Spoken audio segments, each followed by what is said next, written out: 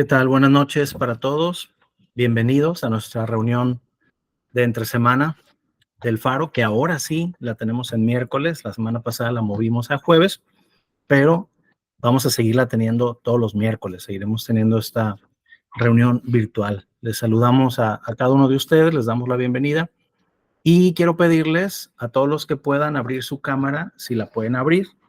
Recuerden que aunque les apareció por ahí que la reunión se está grabando, que tú abras tu cámara no quiere decir que tú apareces en la grabación. Solamente en la grabación aparece quien está hablando. O sea, cuando detecta Google Meet que hay un sonido, entonces la cámara se va hacia la persona que está hablando. Entonces solamente salgo yo en la grabación. Así que si no te peinaste o algo así, no te preocupes. Yo por eso mejor no me peino, ya así salgo en automático y no hay ningún problema. No, espero que todos estén bien. Me da gusto saludarles esta noche aquí en el Faro. Y la semana pasada iniciamos estudiando con versículos de la carta que escribió Santiago, que realmente se llamaba Jacobo y era hermano, medio hermano pues del Señor Jesús. Comentamos algunas cosas, que pues él se crió junto a Jesús y junto a los hermanos y las hermanas de Jesús. Que Jesús tenía hermanos, tenía hermanas, tenía a su mamá María, tenía a José como su padre adoptivo. Y entonces, en cierta forma, fíjense qué interesante, eh, Jesús nació en una familia que hoy pudiéramos decir que en cierta forma era disfuncional, ¿no? Con un hijo adoptivo, un hijo de otro matrimonio, pudiéramos decirlo así, y quizá José, ¿verdad? De acuerdo a la tradición católica, cuando se dice que cuando quieren mantener a María virgen, pues dicen que los otros hijos eran hijos de José. Realmente no cambia nada. Hablando de María, María es una mujer admirable, se hubiera mantenido virgen o no, o sea, no es un asunto machista la fe o la teología en Dios. Que María haya tenido otros hijos no le quita absolutamente nada, al contrario, creo que la maternidad es algo hermoso y que María haya tenido otros hijos la hace una mujer aún más admirable. O sea, no, eso no cambia nada, ¿no? Pero de repente en algunos siglos, en el principio de los siglos de la iglesia, por alguna razón, muchos teólogos pensaban que si decían que María había tenido otros hijos, entonces perdía alguna categoría espiritual, pero para Dios es admirable que alguien sea mamá. O sea, tener hijos no quita santidad. Yo creo que al contrario, ¿verdad? Las mujeres al tener hijos, pues se hacen más pacientes, más chambeadoras, ¿verdad? Y tienen que desarrollar más santidad para cuidar a los hijos. Entonces, creo que el hecho de que digamos que María tuvo más hijos, que es lo que dice la Biblia, pues no le quita nada, al contrario, le suma como una mujer admirable y digna de ser reconocida, como la mamá de Jesús de Nazaret, ¿verdad? Si Dios le confió a Jesús como un hijo para ser creado en la tierra, pues yo creo que vio características muy especiales en María. Y por eso la Biblia dice que todas las generaciones la llamaríamos bienaventurada, ¿no? Es una mujer admirable, una mujer de fe, una buena madre, pero de seguro que también se equivocó, como cualquiera de nosotros, como padres nos equivocamos, y ella misma le dijo a su prima que ella necesitaba del Salvador. O sea, ella reconoció que necesitaba a Jesús no solo como su hijo, sino como su Salvador. Entonces María necesitó la salvación de parte de Dios como cualquier otro ser humano.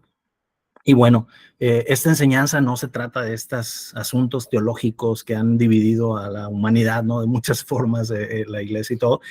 Pero estoy tocando el tema porque estamos hablando de un hermano de Jesús, un medio hermano de Jesús llamado Jacobo, que en nuestras Biblias aparece en la carta como Santiago, aunque cuando nosotros leemos el libro de los Hechos, se le menciona como Jacobo. Entonces, como que los traductores por ahí utilizaron un nombre y otro nombre. Eso sucede constantemente en las escrituras. Hay personas que se les llama con uno o dos o tres nombres siendo la misma persona, porque como la Biblia fue traducida al latín y luego fue escrito en griego y luego fue escrito en hebreo y a veces los nombres cambian, ¿verdad? Por ejemplo, en español nosotros le decimos a los Guillermos, ¿verdad? O a alguien que se llama Guillermo le decimos Memo, pero si nosotros pensamos en inglés es un tanto diferente, ¿no? Lo que se traduce por decirlo así, se translitera como Guillermo es William. Yo no sé a quién se le ocurrió, ¿verdad?, que William se pareciera a Guillermo, pero bueno, ese es el rollo que hicieron con los Williams, son los Guillermos en español. Nosotros les decimos Memo y en inglés pues les dicen Bill o Will, ¿verdad? Entonces, bueno, a veces cuando los nombres cambian de la misma manera, Jesús, el nombre original de Jesús no era Jesús, ¿sí? El nombre original en hebreo de Jesús era Yeshua. Y luego cuando lo latinizan, le ponen Jesús, ¿verdad? Con algo latino y con algo griego. Y luego en español a nosotros nos llega como Jesús. Y en inglés se dice Jesus. Y en huichol se dice Quetzutzi. Y en francés creo que se dice Yesu. Entonces, bueno, es el mismo nombre, es la misma persona, pero de repente al hacer algunas traducciones o al irse interculturizando el asunto de la iglesia, pues le llaman Santiago, pero originalmente su nombre era Jacobo o Jacobus, que es como aparece en la carta originalmente, fue escrito como Jacobus, era su nombre, y algunos hebreos dirán Jacob, ¿verdad? Simplemente son cosas de cómo se mencionan los nombres. Pero bueno, empezamos hablando de esto, resaltamos la semana pasada lo que hablaba Jacobo o lo que hablaba Santiago de la importancia de la fe, de la importancia de la paciencia, de la importancia de que nosotros podamos crecer en nuestra fe y en nuestra paciencia. Y hablábamos de la importancia de enfrentar cualquier situación complicada con gozo. Ese fue el tema que tocamos la semana pasada. Y hoy vamos a entrar a otro tema, aunque como ustedes saben, pues la palabra de Dios está conectada siempre por todos lados y sobre todo cuando estamos leyendo una carta, pues hay una conexión mucho más directa todavía. Entonces vamos a iniciar hoy en el capítulo 1 y vamos a continuar en donde nos quedamos. La semana pasada leímos los primeros 4 versículos. Hoy vamos a iniciar a partir del versículo 5 y vamos a tocar 2 temas muy importantes, pero uno de ellos en particular, que es la sabiduría. La sabiduría combinada con la fe. Todo en la Biblia tiene que ver con fe, tiene que ver con amor, aunque hablemos de diversos temas. Pero vamos a tocar algo acerca de la sabiduría y cómo está conectada con la fe. Entonces, como siempre lo hacemos, vamos orando, vamos dedicando este tiempo pidiéndole al Espíritu Santo que nos hable, que nos aclare cosas y que nos enseñe cosas muy prácticas para nuestra vida con lo que aprendemos. Padre, en el nombre de Jesús, te damos muchas gracias. Yo te doy gracias por cada familia y cada persona que hoy se está conectando a esta nuestra reunión de El Faro de Entre Semana. Espíritu Santo, te pedimos que tú nos guíes a toda verdad, a toda justicia, que nos des entendimiento, que haya comprensión en nosotros de lo que vamos a aprender y que lo que recibimos sea mucho más que conocimiento, sea mucho más que información, que se transforme en revelación, que se transforme en sabiduría práctica, que lo que aprendemos hoy podamos ponerlo en práctica ya con nuestra familia, en nuestro trabajo, con nuestro negocio, en la administración de nuestra casa, en las finanzas, en la salud, en todos los ámbitos, Señor. Y si tú hoy, en medio de esta reunión, decides operar un milagro, Señor, en nuestras vidas, yo hablo sobre cada persona que está hoy conectada y que está creyendo por un milagro en su salud, en sus finanzas, en su familia, en su estado de ánimo. O por cada persona que está creyendo por un familiar, por un vecino, por un amigo, para que reciba tu salvación, Señor. Intercedemos y oramos en el nombre de Jesús y declaramos, Señor, que te manifiestas poderosamente de manera virtual, como lo estamos haciendo hoy, que esto nos enseña cómo tú te comunicas con nosotros también desde los cielos y luego nos hablas en nuestro corazón, en nuestros pensamientos. Te honramos, Señor, y todo esto lo oramos en la autoridad del nombre de Jesucristo. Amén. Ok, bueno, entonces estamos en Santiago capítulo 1 y versículo 5. Dice aquí Santiago que era el pastor de la primera iglesia, la primera congregación que se fundó o la primera sinagoga mesiánica, ¿verdad? Un grupo de judíos que creían en Jesús como el Mesías, la primera iglesia que se estableció, que fue la iglesia en Jerusalén. Y Santiago, medio hermano de Jesús, era el pastor principal en ese lugar. Y eso lo podemos ver claramente a través del libro de los Hechos, y en Gálatas se comentan varias cosas en donde vemos cómo los apóstoles respetaban mucho a Santiago como una autoridad en la iglesia de Jerusalén, y desde Jerusalén era de donde se dictaban pautas, el camino a seguir de la fe de los cristianos a través de todo el crecimiento de la iglesia, en donde se fueron plantando iglesias en Europa, en Asia, en África. Jerusalén era el centro porque pues ahí es donde murió el Señor y resucitó y estableció su iglesia. Y entonces la iglesia en Jerusalén pues era la base de fe para todas las demás congregaciones. Luego después en la historia surgieron iglesias muy importantes en Bizancio, lo que conocemos como Constantinopla, y hoy sabemos que está en el país de Turquía. Luego también surgió Alejandría en África, es una ciudad portuaria de Egipto, y luego también, por supuesto, surgió Roma. Y de repente a través de la historia hubo ciertos estiras y aflojas y conflictos de quién tenía vida. Si el patriarca de Jerusalén, el de Alejandría, o el de Constantinopla, o el de Roma. Y bueno, así es como surgieron de repente los diferentes movimientos. Existe la iglesia copta en Egipto, existe la iglesia católica desde Roma, existe la iglesia ortodoxa griega desde Constantinopla, de toda esa región, y también sigue existiendo el patriarcado de Jerusalén, la iglesia oriental. Entonces, acá en México, pues nos llega todo el asunto de simplemente la iglesia católica como si fuera la única, pero realmente, históricamente, hay muchos grupos que comenzaron a surgir a través de la historia, pero el primero de todos, por decirlo así, el original, pues fue el patriarcado de Jerusalén, en donde Santiago, hermano del Señor Jesucristo, era el pastor principal. Y entonces creo que tenemos mucho que aprenderle a Santiago por haberse criado con Jesús, por tener tantas sobremesas con su familia, por escuchar a José, a María y aprender directamente de Jesús. Aunque mientras Jesús vivió antes de morir y resucitar, pues los hermanos de Jesús no crean que eran así como que súper celebradores del ministerio de Jesús. O sea, sucedía como en cualquier familia. Había bullying, había carrilla, había situaciones de por qué te crees tú el mayor y por qué mi mamá te favorece tanto y por qué te escuchamos tanto a ti, pues ni que supieras todo. O sea, situaciones normales de familia, y Jesús pues tuvo que enfrentar también esas situaciones en casa, ¿no? Con las relaciones con los hermanos. Eso es muy claro en las escrituras. Pero entonces fíjense, Santiago escribe en el versículo 5 algo muy importante para nosotros. Y dice, si alguno de vosotros tiene falta de sabiduría, ahora, es impresionante cómo el Espíritu Santo le dicta que escriba esta frase y cómo es que Santiago le escribe. Y yo creo que cuando le escribió, quizás se paró antes de continuar ahí y dijo, ¿cómo que si alguno de nosotros tenemos falta de sabiduría? Pues todos tenemos falta de sabiduría. O sea, ese pasaje, el arranque de ese pasaje, te incluye a ti y me incluye a mí. Cuando dice, si alguno de vosotros tiene falta de sabiduría. Ahora, por supuesto que también todos tenemos sabiduría.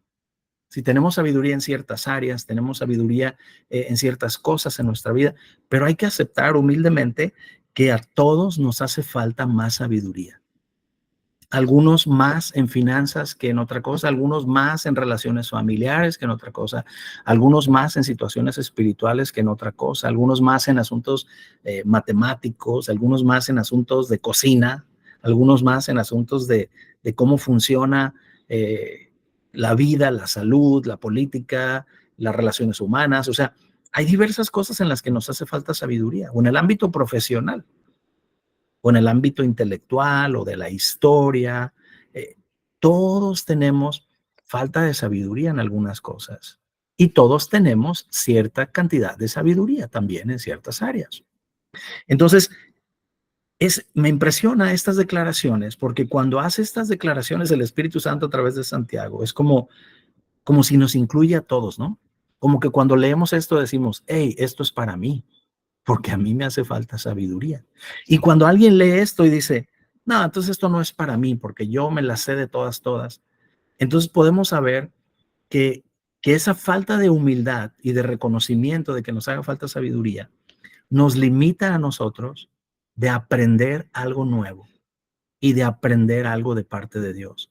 Entonces, qué importante es que nosotros mantengamos siempre ese corazón humilde y que siempre estemos convencidos de que nos hace falta sabiduría.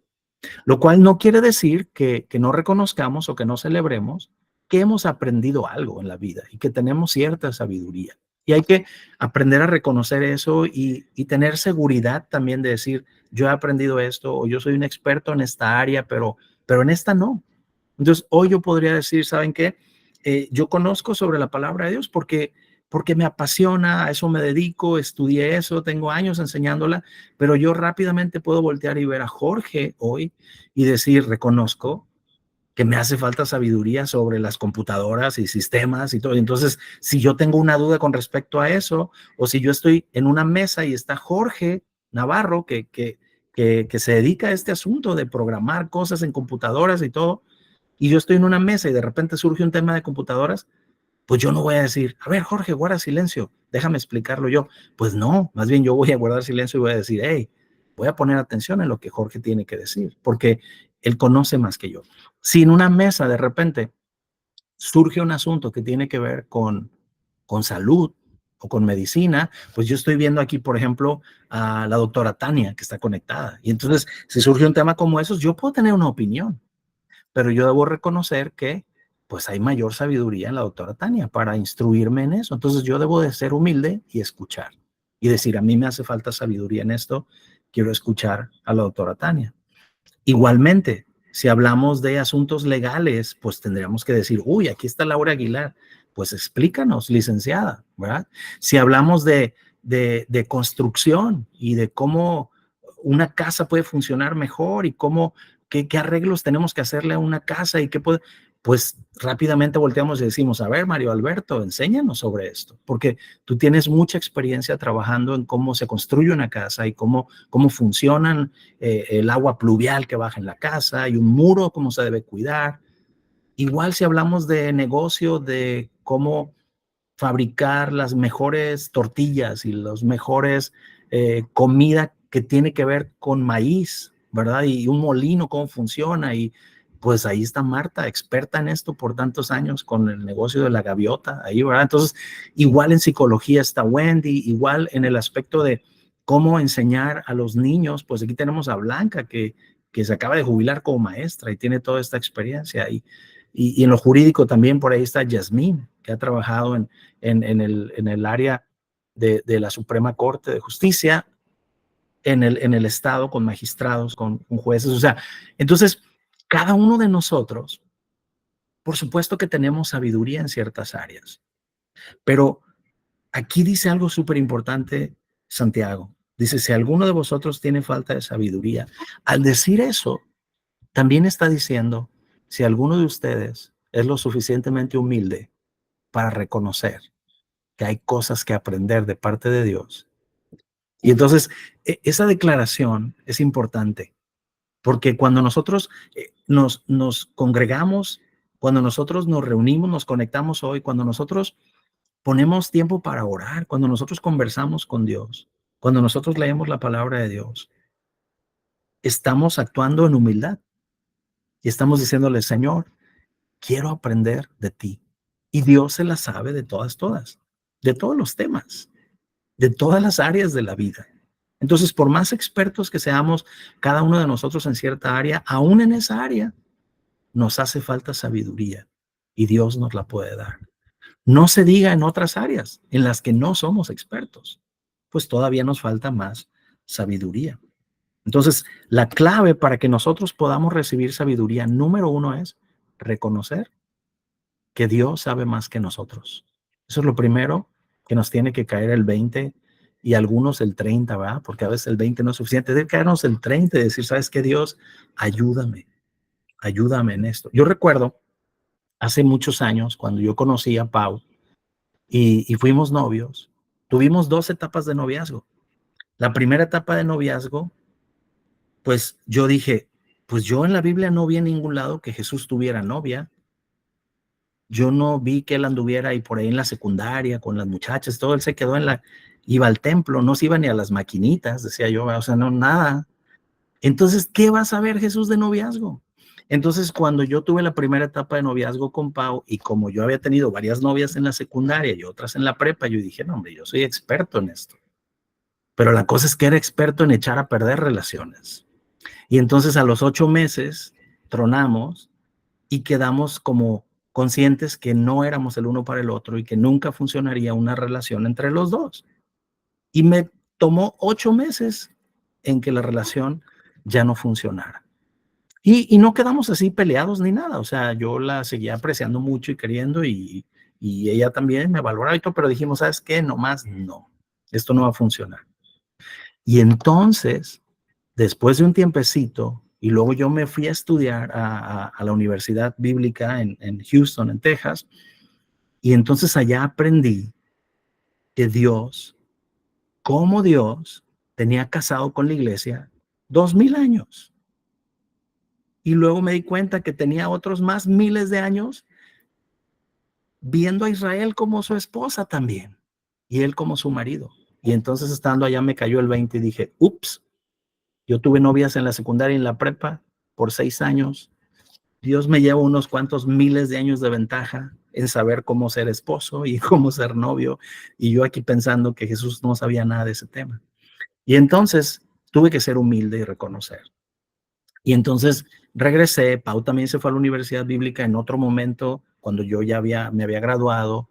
Y luego ya después, cuando ella estaba a mediados de la escuela, comenzamos una amistad muy bonita. Pero yo tenía miedo de decir, híjole, si esto avanza un poco más, ya no va a funcionar, porque la última vez no funcionó. Y Dios me dio una palabra bien clave, y luego después, platicando con Pau, me di cuenta que Dios estaba hablando con ella también. Y nos dimos cuenta de algo. Dios nos dijo, bueno, ¿qué es lo que están disfrutando? Y dijimos, pues la amistad. Y entonces Dios nos dijo, nunca dejen de ser amigos. Aunque empiecen a ser novios, aunque planeen casarse, aunque se casen, nunca dejen de ser amigos, porque esa es la base de la relación de amor y de amistad. Y entonces, aquí estamos, 27, casi 28 años después de 3 hijos, y emocionados con lo que sigue. ¿Pero por qué? Porque en algún momento fuimos lo suficientemente humildes para reconocer que Dios tenía la razón, y que no deberíamos de pelear por si yo tenía la razón, o si es mi voluntad la que debería de prevalecer en el matrimonio, o si la voluntad de Paulina, sino que los dos tomamos la decisión de que la voluntad que debía de prevalecer en nuestro matrimonio, en cualquier asunto, era la voluntad de Dios. Y que tanto yo como Pau teníamos que someternos a la voluntad de Dios, porque Él es más sabio que nosotros. Y entonces la relación ha funcionado. En el momento en que nosotros decidiéramos que ahora nuestros chicharrones truenan, y yo decidiera, ¿sabes qué? Esto va a ser mi voluntad, o Pau, pues esto puede tronar. Pero nosotros hemos tomado la decisión de que eso nunca va a pasar, porque los dos estamos convencidos que Dios es más sabio que los dos. Y entonces Dios puede operar en medio de nosotros y puede solucionar situaciones que enfrentemos.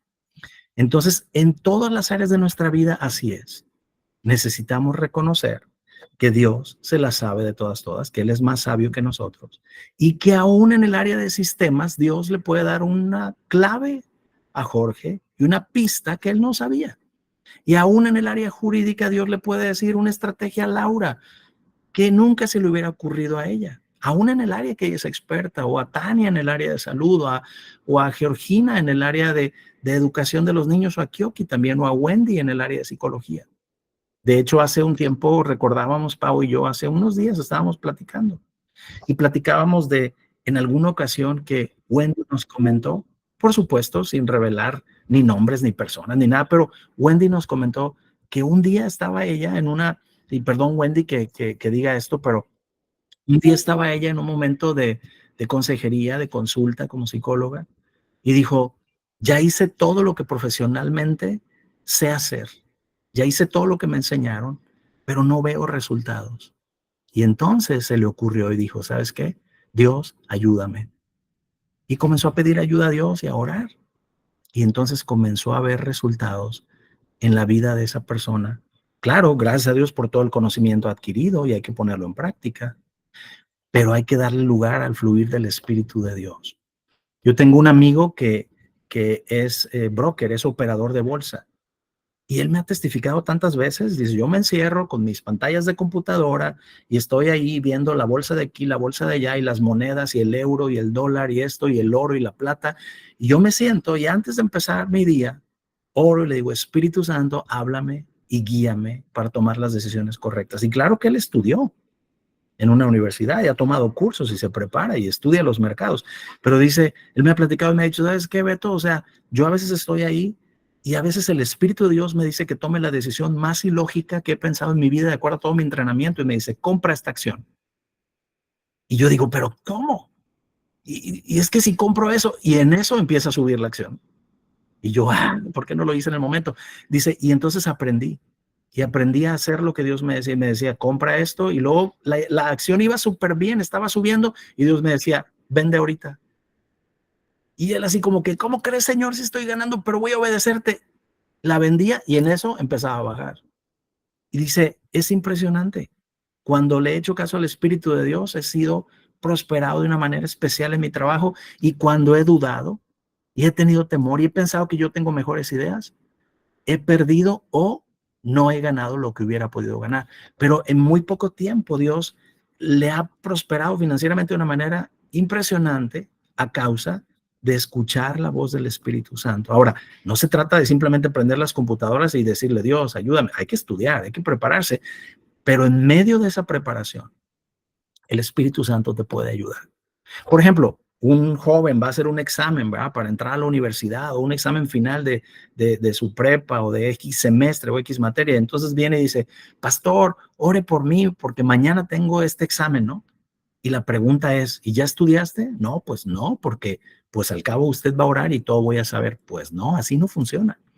La Biblia dice, Jesús les dijo a los apóstoles que el Espíritu Santo les recordaría las palabras que él les había dicho. Entonces, ¿qué hubiera pasado si los apóstoles no hubieran puesto nada de atención o cero de atención en 3 años y medio?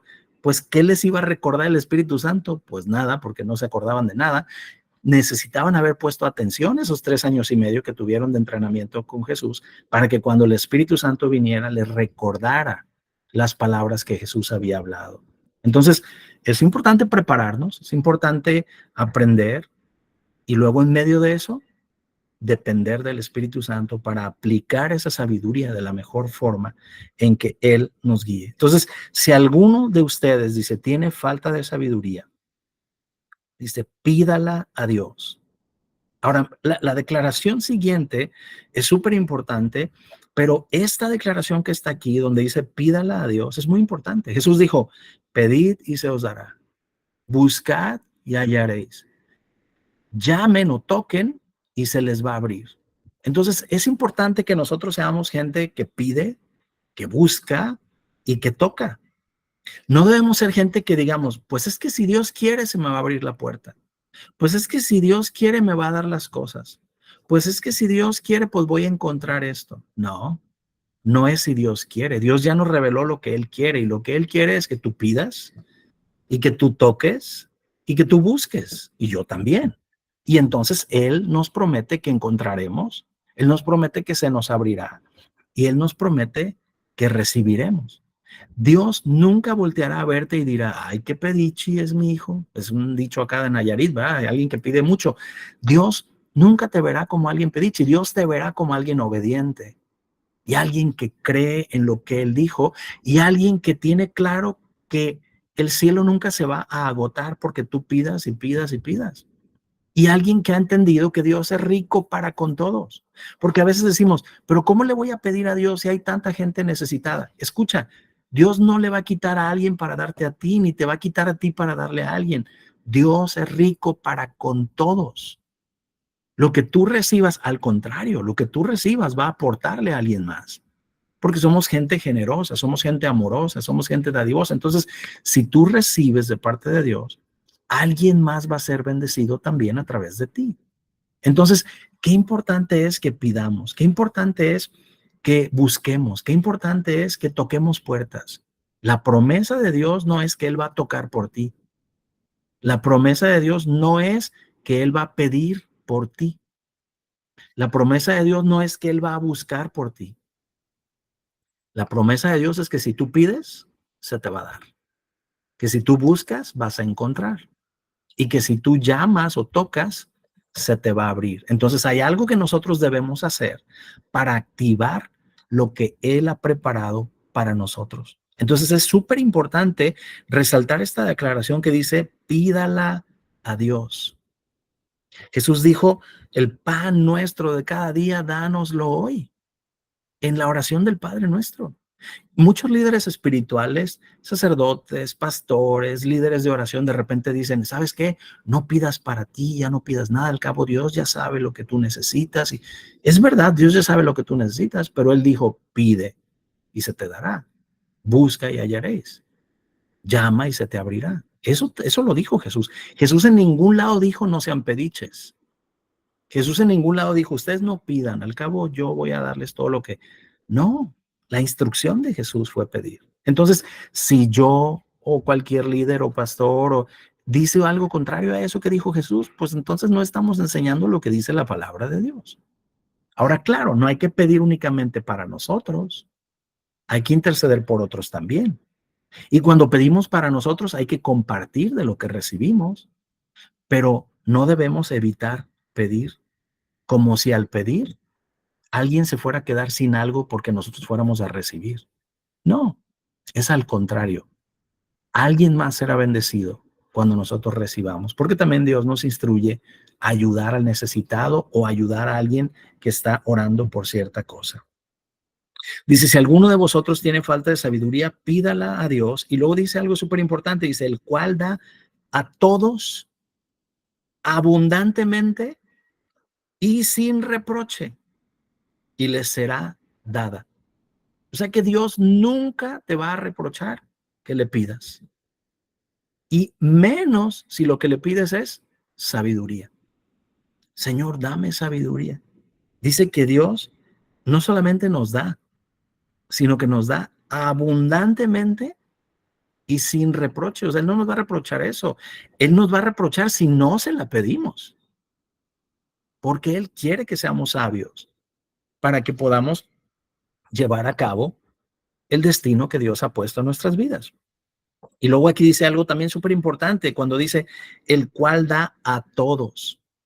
O sea que yo no puedo decir, ay Señor, ¿por qué le diste a Luis Adolfo? ¿O por qué le diste a Tania? Y pues a mí no me vas a dar porque pues por algo, pues ellos son. Eso no es humildad, eso es falsa humildad.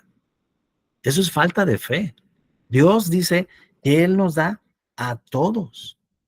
Entonces, así como Dios le da sabiduría a Jorge o a Marta o a Paulina, pues también me da sabiduría a mí y te da sabiduría a ti, a cada uno en nuestra área, a cada uno en el momento que estamos viviendo, ya sea como padres, como hijos, como cónyuges, como empresarios, como profesionistas, como ciudadanos, como amigos. En cualquier ámbito en que nosotros nos estemos desarrollando, Dios nos da a todos sabiduría para mejorar. Y no solamente nos da sabiduría abundantemente y sin reproche. Y la promesa de Dios es, y les será dada. Entonces, número uno, hay que aceptar que la necesitamos. Número dos, hay que pedirla. Número tres, hay que estar seguros que Dios nos dará abundantemente esa sabiduría y que Él celebrará que estemos pidiendo sabiduría. Recuerdan lo que pasó con Salomón. Salomón recibió el reino de Israel y Salomón era un jovencito, no tenía mucha experiencia, no tenía mucha sabiduría. Y entonces tuvo un encuentro con Dios. O sea, él fue y honró a Dios y dice la Biblia que sacrificó 1000 bueyes, hizo sacrificios impresionantes, honró a Dios y tenía un proyecto para construir la casa de Dios y buscó a Dios. Y cuando Dios se presentó delante de él y dijo, pídeme lo que tú quieras, Salomón dijo, Señor, dame sabiduría. Yo soy muy joven, no sé cómo entrar, cómo salir, no sé cómo tomar decisiones y ahora tengo esta gran responsabilidad de gobernar a tu pueblo, gobernar a Israel. Señor, dame sabiduría. Lo impresionante es que Dios no solamente le dio sabiduría, sino que le dijo, como no pediste riquezas y como no pediste salud y largura de vida y como no pediste la vida de tus enemigos, sino que pediste sabiduría, aparte de darte sabiduría, Y aparte de que no va a haber nadie más sabio en la historia ni en todas las regiones del mundo, también te voy a dar riquezas y también te voy a dar gloria y también te voy a dar paz y también te voy a dar larga vida y también, entonces Dios le dio un montón de cosas y de promesas y de bendiciones porque él pidió sabiduría. Entonces, ¿sabes qué? Qué importante es pedir sabiduría. Proverbios dice, sobre todas las cosas pide sabiduría. Es más valiosa que las piedras preciosas, es más valiosa que la influencia, es más valiosa que la riqueza, es más valiosa que cualquier cosa, porque cuando tenemos sabiduría, entonces activamos todo lo demás. No debemos de vivir simplemente por lo que sentimos, por lo que la memoria nos dice que nos hicieron y nosotros reaccionamos y nosotros simplemente tomamos decisiones solos en cuanto a todas las áreas de nuestra vida. No, no, no. Hay que pedir sabiduría. Y cuando pedimos sabiduría y la recibimos y actuamos en esa sabiduría, entonces las finanzas, la salud, las relaciones personales, las relaciones familiares, todas las áreas de nuestra vida comienzan a ordenarse y comenzamos a disfrutar más de la vida. Así que estemos abiertos a pedir sabiduría a Dios y a aceptar humildemente que tenemos mucho que aprender de parte de Él y muchas veces Dios nos dará sabiduría a través de otros de sus hijos. Yo aprendo mucho de ustedes. Cada vez que yo platico con alguno de ustedes, cada vez que yo observo la vida de ustedes y lo que ustedes están enfrentando y las decisiones que están tomando, yo aprendo. Una de las claves de obtener sabiduría es voltear a ver a los demás y aprender de los demás. Eso es súper importante. Todos tenemos errores, pero todos tenemos aciertos. Aprendamos de los aciertos y también aprendamos de los errores. Aprendamos a no cometer esos errores y aprendamos de los aciertos que otros han llevado adelante y cómo les ha ido bien en diversas áreas de la vida. Renunciemos a ser celosos. Renunciemos a compararnos diciendo, ¿y por qué a tal persona le va bien? ¿Y por qué a tal persona le va bien en esto y a mí no? Más bien reflexiona y di, ¿por qué será? ¿Qué cosa está esta persona haciendo bien? ¿Qué le puedo aprender yo a Marta? ¿Qué le puedo aprender yo a Wendy? ¿Qué le puedo aprender yo a Georgina en esta área? ¿Qué puedo aprenderle a mi papá o a mis hijos o a mi vecino o a mi jefe? Claro, aprender cosas buenas, cosas honestas, cosas íntegras y también aprender de los errores y decir, yo no voy a cometer estos errores que esta persona está cometiendo, sin juzgarles, amándoles, pero aprendiendo de lo bueno y haciendo a un ladito lo malo. Como dicen por ahí, te comes la carnita y tiras los huesitos, ¿verdad? O sea, tomas lo mejor y desechas lo que sabes que no es un buen ejemplo para tu vida. Sabiduría, de ver a los demás, pero sobre todo de recibir de parte de Dios. Dios ha puesto todos los secretos de la sabiduría en Jesús y en su palabra. Y Jesús dijo, les voy a enviar otro consolador. Entonces el Espíritu Santo está ahí para ti también, para que en oración recibas sabiduría leyendo su palabra. Y el Señor te recordará, el Espíritu te recordará todas las palabras que habló Jesús. Él lo dijo así. Entonces hay que leer las Escrituras, meditar en ellas, al menos un versículo al día, al menos, y luego estar atentos durante el día al Espíritu Santo para que traiga a memoria ese versículo o el del día anterior o el de hace 2 días o el de hace un mes o el de hace un año que hemos estado leyendo, lo que hemos estado aprendiendo y decir, Espíritu Santo, háblame, guíame. Quiero tener mejores relaciones familiares, quiero tener mejores relaciones con mis amigos, con mis proveedores, con mis empleados, con mis compañeros de trabajo, con mi jefe. Quiero tomar mejores decisiones en mi salud, en mis finanzas. Ayúdame, guíame, Señor. Yo no sé todo. Y el Espíritu Santo traerá guía para tomar decisiones y traerá su palabra a tu mente. Pero hay algunos requisitos importantes, sobre todo uno muy básico. Dice el versículo 6, pero pida con fe. Recuerden, la semana pasada mencionamos, y lo hemos dicho muchas veces, de acuerdo a Romanos 10:17, la fe es por el oír y el oír por la palabra de Dios. Entonces, para que nosotros pidamos con fe, debemos pedir basados en lo que dicen las Escrituras. Miren, cuando un abogado, por ejemplo, si Laura Aguilar o Yasmín, que son licenciadas, son abogadas, Si ellas quisieran defender a alguien que las contrata y se echan el mejor speech y tienen las mejores intenciones y se visten de la mejor manera y se arreglan muy bonitas y muy respetuosamente y se presentan ante el juez, pero no conocen lo que dice la Constitución ni las leyes de los artículos en el estado o en el municipio en que se desarrollan, por más bonito que hablaron, por más bonito tono, no tiene fuerza ni poder esas declaraciones. Las declaraciones tienen que venir acompañadas con algo que es ley, con algo que es un derecho y una constitución. Es igual. Nosotros podemos venir con Dios muy bien vestiditos, con una sonrisa o llorando, con un buen corazón. Y todo eso es valioso para Dios. Pero cuando nosotros no respaldamos lo que estamos hablando con algo que sea ley, con algo que sea la autoridad establecida sobre la tierra, que es la palabra de Dios, entonces el acusador nos puede robar nuestra buena intención y nos puede frustrar. Pero cuando nosotros tomamos lo que dice la palabra de Dios y lo creemos y lo oramos y lo hablamos y lo apreciamos como la sabiduría divina, entonces estamos pidiendo con fe. Por ejemplo, de repente sientes que todo te está atacando, de repente sientes que todas las circunstancias están en tu contra y el Espíritu Santo te recuerda y te dice, ninguna arma forjada contra ti prosperará. Eso es un versículo. De repente estás agobiado, estás afanado, estás preocupado y no sabes cómo solucionar algo y no puedes pensar bien para tomar decisiones. Y el Espíritu Santo viene y te dice, por nada estés afanado. Más bien haz notorias tus peticiones en toda oración y súplica y con acción de gracias. Y la paz de Dios que sobrepasa todo entendimiento guardará tus corazones, tu corazón y tus pensamientos en Cristo Jesús. Y entonces tú hablas esa palabra y ¿sabes qué ocurre? La paz de Dios que sobrepasa todo entendimiento llega a tu vida y desecha toda esa agobio y toda esa preocupación, porque hablaste algo que es ley en el espíritu, en este planeta. Cuando estás pasando por una situación, te llega un diagnóstico médico complicado y tú dices, por la llaga de Jesucristo, yo he sido curado. Y la palabra dice que el Señor es mi sanador y que ninguna de las enfermedades que envió a los egipcios llegarán a mí porque Él es mi sanador. Eso es ley contundente y poderosa de la palabra de Dios y eso impacta tu salud, así como lo otro impacta tus pensamientos. Y así como en el espíritu, ninguna arma forjada contra ti prosperará. Eso en el espíritu establece una protección.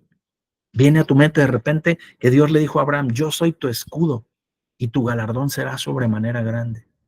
Esas palabras tienen mayor poder que cualquier palabra que a ti se te ocurra o que algún escritor de un libro y un motivador dijo o alguna onda de positivismo.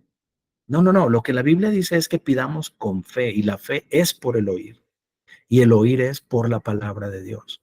Hay un versículo también que está en Isaías y luego el apóstol Pablo lo retoma en Primera de Corintios y dice, creí por lo cual hablé. Entonces es importante que hablemos lo que creemos, lo que está escrito en la palabra de Dios, decidimos creerlo, háblalo. La fe tiene voz, la fe habla. Las palabras de Dios se decretan y no es porque tú inventes decretos, es porque el Rey de Reyes y el Señor de Señores decretó que ningún arma forjada contra ti prospere. Él decretó que nunca más se acordará de tus pecados, porque por la sangre de Jesús son perdonados. Él decretó que Él es tu sanador. Él decretó, amado, yo deseo que tú seas prosperado. Él lo decretó y entonces tú nada más tomas ese decreto, lo pones en tu corazón y en tu mente, lo crees, lo hablas y lo decretas, no porque a ti se te ocurrió, sino porque tomas lo que el rey dijo y lo hablas y esa palabra tiene el poder de transformar cosas. Y eso es cristianismo 1.0. Eso es fe 1.0. Nada más chequen Génesis capítulo 1. ¿Qué hizo Dios cuando se encontró la tierra desordenada, vacía y llena de tinieblas? Dios dijo, sea la luz, y fue la luz. Eso nos enseña que para solucionar cosas debemos actuar en fe y parte de actuar en fe es hablar y actuar de acuerdo a lo que hablamos y entonces la luz de Dios se manifiesta y la vida de Dios se manifiesta. Hay que conectar esa oración de pedir sabiduría con las escrituras y luego hablar esas escrituras. Y cuando hacemos eso, dice aquí, pero pida con fe, pide basado en lo que su palabra dice. Y luego dice aquí, no dudando nada. Dices, híjole, esto es muy difícil porque yo batallo con las dudas. Bueno, si la Biblia dice que la fe es por el oír y el oír por la palabra de Dios, y tú y yo batallamos con dudas, ¿qué tenemos que hacer? Oír y oír y oír y oír y volver a oír y volver a oír y volver a oír y volver a oír la palabra de Dios en la música, en los programas que vemos, en las conversaciones que tenemos, en videos que vemos en YouTube, en podcasts que escuchamos. Y entonces si oímos y oímos y oímos y oímos la palabra de Dios, entonces lo que ocurre en nosotros es fe, fe, fe, fe, y derrotamos la duda. Porque si lo que oímos es duda, amargura en las canciones que oímos, en las noticias que recibimos todo el tiempo, en las conversaciones que tenemos, por supuesto que vamos a batallar con amargura, con duda, con crítica, con juicio, si de eso nos rodeamos. Pero si nos rodeamos de la palabra de Dios, si nos rodeamos completamente de que nuestra mente constantemente está en sus promesas, entonces lo que Dios le dijo a Abraham se hace una realidad en nosotros. Yo soy tu escudo, Abraham, y tu galardón será sobremanera grande. Blindémonos nuestros oídos, nuestros ojos, nuestros pensamientos, nuestra música, blindemos todo con lo que produce fe, que es su palabra. Y entonces pedimos con fe y de repente nos encontramos no dudando nada. Nos sorprendemos a nosotros mismos y decimos, no sé cómo, pero yo sé que mi deuda va a ser cancelada. No sé cómo, pero yo sé que ese diagnóstico que me dieron va a ser refutado y la sanidad de Dios está en mi vida. No sé cómo, pero toda mi familia va a conocer a Jesús. No sé cómo, pero mi negocio va a prosperar aún en medio del momento más complicado que se está viviendo en la economía. No lo sé, pero hay una confianza interna en mí. Y eso ocurre porque nos hemos llenado de la sabiduría de Dios. La hemos pedido, la hemos abrazado. Hemos pedido, hemos llamado, hemos buscado. Y Jesús promete que encontrarás, que se te abrirá y que recibirás. Dice, pero pida con fe, no dudando nada. Dice, porque el que duda es semejante a la onda del mar, que es arrastrada por el viento y echada de una parte a otra. Y luego dice el verso 7, no piense pues quien tal haga que recibirá cosa alguna del Señor. Entonces, ¿qué necesitamos para recibir cosa alguna del Señor? Fe. Y necesitamos aniquilar la duda de nuestras vidas. Haz que tus dudas se mueran de hambre, o sea, no las alimentes. Y haz que tu fe esté robusta y fuerte. ¿Cómo? Alimenta tu fe con la palabra de Dios. Hace mucho tiempo un maestro nos decía en la universidad bíblica, duda tus dudas. O sea, cuando venga una duda, duda la duda. Si para ti lo más fácil es dudar, pues duda la duda. Oye, ¿y si esto no sucede? ¿Y si sí sucede? Oye, ¿y si esto no se acomoda? ¿Y si sí se acomoda? O sea, inmediatamente haz que se resbale esa duda. O sea, ponle aceite y abraza la palabra de Dios y habla la palabra de Dios. No solamente dudes tus dudas, pero es una buena forma de contrarrestarlas automáticamente. Y si no sanas, y si sí, y inmediatamente tomas la palabra de Dios. Él es el Señor mi sanador. Y si tu hijo nunca llega a conocer a Dios y no se va a conectar con Él, y si sí, y entonces lo conectas y dices, cree en el Señor Jesucristo y toda tu casa será salva. Entonces, dudas tus dudas y abrazas la fe de lo que Dios dice en su palabra. Dice el versículo 8, el hombre, y por supuesto la mujer está hablando de los seres humanos, dice, el hombre de doble ánimo es inconstante en todos sus caminos. Entonces, ¿cuál es la solución? No seamos inconstantes. Hay que ser constantes, hay que ser persistentes, hay que seguir llamando, hay que seguir buscando, hay que seguir pidiendo, pero agradeciendo, agradeciendo por la sabiduría que viene a nosotros en abundancia y sin reproche dada por Dios. Haz que se mueran de hambre tus dudas, alimenta tu fe y recibe la sabiduría de Dios. Ese sería el resumen de todo lo que estuvimos hablando ahora. Llénate de la palabra de Dios. Abraza la palabra de Dios. No la dejes únicamente en tu corazón. Háblala. Decrétala. Por eso el enemigo lucha tanto en tu mente de que, ay, ¿a poco vas a decir eso? Ay, vas a sonar muy hipócrita. Ay, ni tienes fe. Te trata de convencer de una y de otra forma para que no hables. Porque cuando hablas, el enemigo queda indefenso. Pierde poder absolutamente. Por eso, Dios le dijo a Josué cuando se sacó la rifa del tigre. O sea, Josué se sacó la rifa como de 5 tigres. Ya no había qué hacer, imagínate, o sea, de repente Moisés dice, ¿sabes qué, Josué? Yo ya me voy a morir, yo ya me voy a partir, y ven para acá, déjate, impongo manos, este es un nuevo líder, y Moisés se va a la montaña y muere. Y Josué de repente dice, ups, toda esta bola de rebeldes, toda esta bola de gente que se quiere regresar a Egipto, toda esta bola de personas, ¿qué voy a hacer? Y entonces va y busca la dirección de Dios. Y el Señor le dice, como estuve con Moisés, estaré contigo. Le dice, solamente esfuérzate y sé muy valiente. Y se lo repite como 4 veces esa frase. Esfuérzate y sé muy valiente. Le dice, porque tú repartirás a este pueblo la tierra prometida. Tú se lo vas a repartir. O sea, tú vas a ser una influencia tal que vas a ser un líder que va a dirigirlos hacia el destino que Dios, que yo he puesto sobre de ellos. Pero le da una clave súper importante. A mí este versículo me bendice tanto y ustedes ya lo saben porque se los he dicho una y otra vez. Josué 1:8.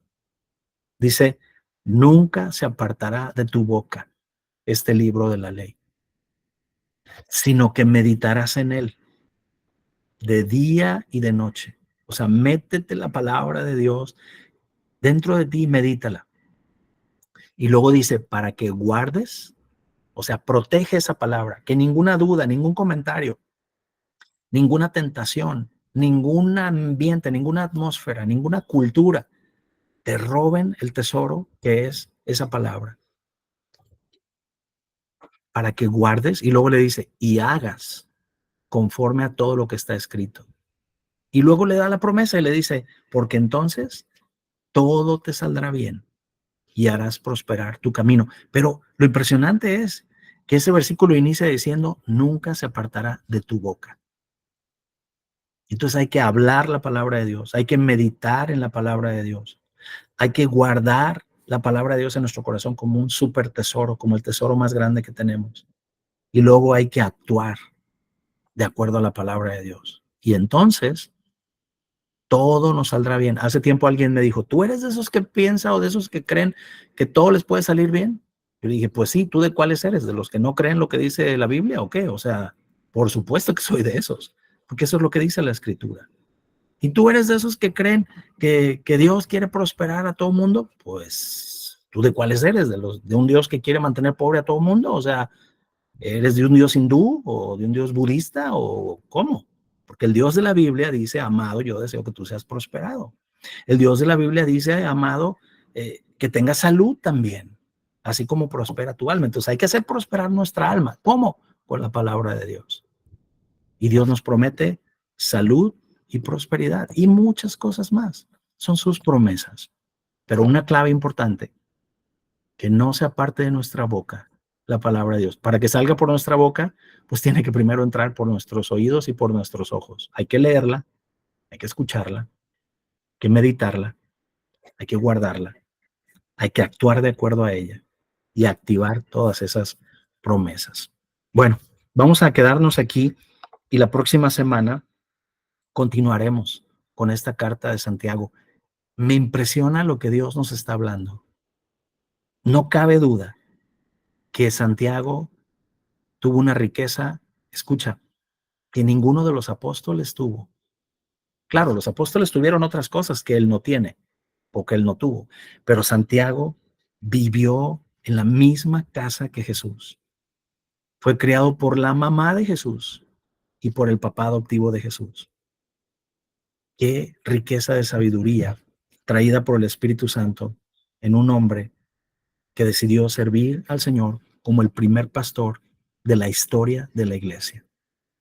Entonces, bueno, seguimos aprendiendo, seguimos creciendo. Padre, en el nombre de Jesús, te damos muchas gracias por tu palabra. Y Señor, sí reconocemos que nos hace falta sabiduría, pero nos alegramos porque la podemos pedir a ti. Te pedimos sabiduría, Señor.